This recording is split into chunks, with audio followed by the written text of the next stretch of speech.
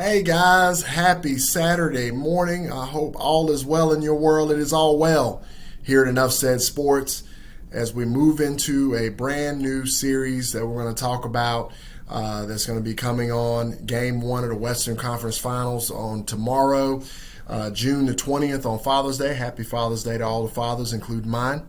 It's going to be coming on tomorrow at 3:35 p.m. Eastern Standard Time, I believe on ABC.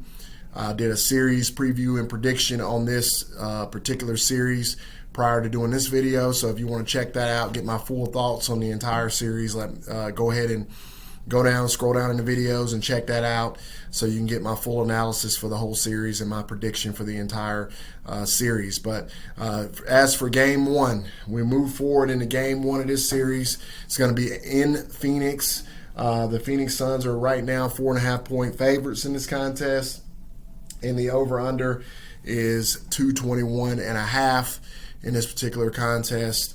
Doesn't look like CP3 is going to play in this one. By all accounts, it's looking like he's definitely going to miss Game 1, probably Game 2. Probably won't see CP3 again until Game 3, it looks like, as we move forward into this series. When you look at this matchup, there's a couple things that jump out at you.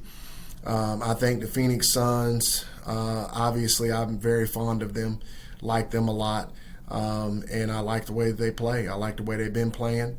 I think they benefited from playing a Lakers team that was a little banged up, and it would have been interesting to see what happens in that series if AD stays healthy the whole time. You don't have that issue with AD going out and everything. And then also when you look at the Denver Nuggets series, they were just significantly better. I thought that series would go 7 games, and boy, they swept them. So that was kudos to the Phoenix Suns on that deal. But as you guys know, the Denver Nuggets are without Jamal Murray and didn't really have much guard play and really didn't have much shooting either. This Clippers team is a completely different animal than what the Phoenix Suns faced in the first 2 rounds. This Clippers team is the best three-point shooting team by field goal percentage in NBA history. That's over 100 years of data. They can shoot the lights out of it. Just ask the Utah Jazz as they shot them out of the gym multiple times in that series. And the last 2 games really did a phenomenal job from the three-point line and really caused the Utah Jazz a significant amount of heartburn. There's a couple factors in this series, and I spoke about it in my series prediction video, but I'm going to recap it for those of you who hadn't had a chance to watch that video yet. This series here is interesting because CP3 is going to be out probably for the first 2 games. And then you got the Paul George, Devin Booker situation. Now, for those of you who don't know about the Paul George, Devin Booker situation, well, Devin Booker ridiculed Paul George last year for having to see a psychiatrist in the bubble there because he was having mental health issues. And that carried over into this year, on and off the court. These two guys do not like each other whatsoever. Devin Booker really ridiculed him. I like Devin Booker. I'm not a fan of that. I think someone's mental health, I think that's crossing the line.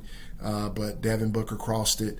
And I think actually Kawhi Leonard getting hurt is actually the worst thing that could have happened to the Phoenix Suns in this series because this team is going to rally behind their new star, Paul George.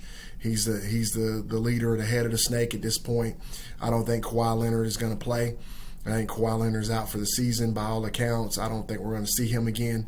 And I think this team is going to rally behind one Paul George in this contest in particular.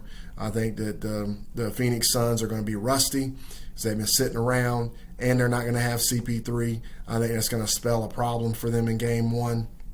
I like the Clippers in this one. I think the Clippers cover the plus 4.5, and I'm going to pick the Clippers to win outright in an upset, and I'm also going to go over 221.5 in this contest. So I got the Clippers plus 4.5, the Clippers winning, and going over 221.5 in this particular contest. I know that this pick will be met with much controversy because just as the Hawks fans are, there's a lot of passionate Phoenix Suns fans out there. Love every one of you guys. Excited for you guys to be in this position. And for the record, I hope I'm wrong. I prefer the Phoenix Suns to win, but again, we don't do preferences here at this channel. We don't do fandom here at this channel. We do objectivity because fandom doesn't pay me anything. Objectivity does. And the reality of it is that the Phoenix Suns are going to be in a whole lot of trouble in Game 1. Maybe they get CP3 back in Game 2 to help kind of even the scales. But they're going to have their hands full with this Los Angeles Clippers team, and they're going to have their hands full with PG-13 from the Los Angeles Clippers.